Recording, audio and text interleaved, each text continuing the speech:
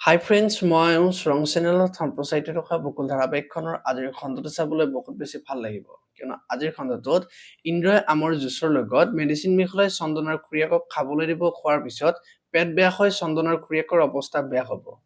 আৰু তেতিয়া চন্দনে ইন্দ্ৰক আমৰ জুচৰ লগত কি মিহলাই দিছা বুলি ইন্দ্ৰক সুধিব। এতিয়া ইন্দ্ৰই কি ক'ব দেখিবলৈ পাব আজিৰ খণ্ডটো। ইফালে আকৌ অদিতিয়ে যি দেউতাকৰ কথা নুশুনি ডিউটিলৈ যাবলৈ ওলাব, আৰু তেতিয়া যোৱাৰ সময়ত এইখন ঘৰৰ মানুহক আৰু মই লগ পাওঁ নে নাপাওঁ ঠিক নাই, হয়তো এইখন ঘৰত আজিয়ে মোক শেষ হ'ব পাৰে বুলি ভাবি ডিউটিলৈ যাবলৈ ওলাব।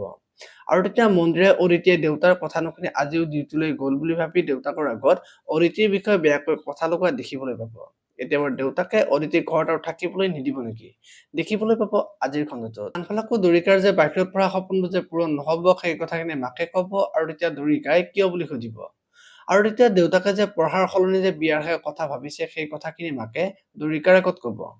এতিয়া দৰিকা বিয়া হ'বনে দেখিবলৈ পাব আজিৰ খণ্ডটোত। আপোনালোকে বকুল ধাৰাবাহিকখন চাই কেনেকুৱা পায় কমেন্ট কৰি জনাব, আৰু যদি আপোনালোকে এতিয়ালৈকে চেনেলটো ছাবস্ক্ৰাইব কৰা নাই তেতিয়াহ'লে চেনেলটো ছাবস্ক্ৰাইব কৰি বেল আইকনটো প্ৰেছ কৰি দিব। ধন্যবাদ।